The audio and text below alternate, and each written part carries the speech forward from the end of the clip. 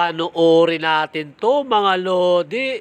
LeBron James matitrade sa Dallas Mavericks. Gaano katotoo ang rumors na ito mga lods? At ito na nga daw ang magiging bagong muka ng Dallas Mavericks mga lods. At kung aalis nga itong si Lolo Bron sa LA Lakers mga lodi, paano na ang kanyang anak na si Bronny James? Makakaya kaya ni Lolo Bron na iwanan ang kanyang anak na si Bronny James sa LA Lakers?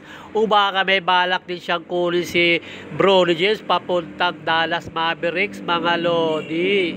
At kung sakali nga na magkatotoo na malilipat ito si LeBron James sa Dallas Mavericks, ay magre-reunite sila nitong kanyang dating kakampi na si Anthony Davis mga lodi. At hindi lang si Anthony Davis ang makakasama niya rito sa Dallas Mavericks mga lodi. At isa pang mare-reunite niya rito ay itong si Christie mga lods. Dahil kung matatandaan natin mga lodi, isa nga itong si Christie ang kasama ni Anthony Davis na i-trade ng LA Lakers papunta rito sa Dallas Mavericks. Kapalit niya mga lodi ni Luka Doncic. At pag nagkataon niya mga lodi, ito na ba ang magiging huling bahay ni Lolo Bron? Dahil alam naman natin na nasa edad na itong si Lolo Bron para sa retirement. At ano naman kaya magiging reaction nitong ni Christie at ni Anthony Davis kung sakaling lilipat niya rito sa Dallas Mavericks itong si Lolo Bron mga lodi? At ang isa pang rumors at bali-balita mga lodi, itong si D'Angelo Russell ay makaka-reunite niya rin dito sa Dallas Mavericks dahil ito ang makakapalit ni Kyrie Irving pansamantala dahil nasa injury pa nga itong si Uncle Drew. Nako mga lodi, pag nagkataon at nagkatotoo itong rumors na talaga namang lilipat itong si LeBron James dito sa Dallas Mavericks, ito na ang pinakamalakas na kupunan ngayong 2025-26 seasons ng NBA mga lodi. Akalain mo magiging all-star cast tong Dallas Mavericks mga lodi dahil nandito nga rin at nakuha nga nila sa draft itong number 1 overall pick na si Cooper Flag mga lodi.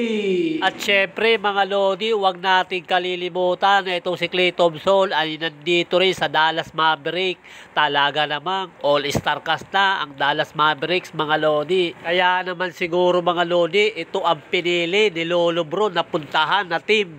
Dahil alam naman natin na wala pang championship na sumunod si LeBron James pagkatapos sa isang championship sa Lakers mga lodi.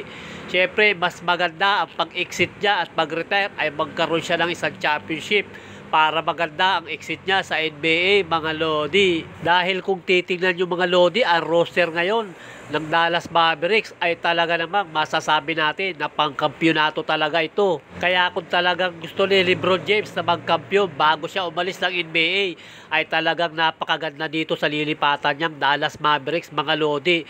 Dahil halos lahat ng player dito ay talaga namang malulupit. Dahil ang mga core player din netong team na to mga lodi ay talaga namang lahat maaasahan. Kaya kung dito lilipat si LeBron James mga lodi ay napakalaki ng tsansa niya na gumanda ang kanyang pag-exit sa NBA dahil magkakaroon siya dito ng kampyonato kung sakasakali na talagang healthy itong si Anthony Davis paglipat niya mga lodi. Pero ang tanong mga lodi, kaya ba talagang iwanan ni LeBron James ang LA Lakers na kanyang naging tahanan sa mahaba-habang panahon din? Kayo mga lodi, ano ang masasabi nyo sa mainit-init na rumors na ito? Matuloy kaya ang paglipat ni LeBron James dito sa Dallas Mavericks o mag-stay na lang siya sa LA Lakers hanggang sa kanyang pagre-retiro kasama ang kanyang anak na si Bronny James mga lodi? E-comment below nyo na yan mga lods.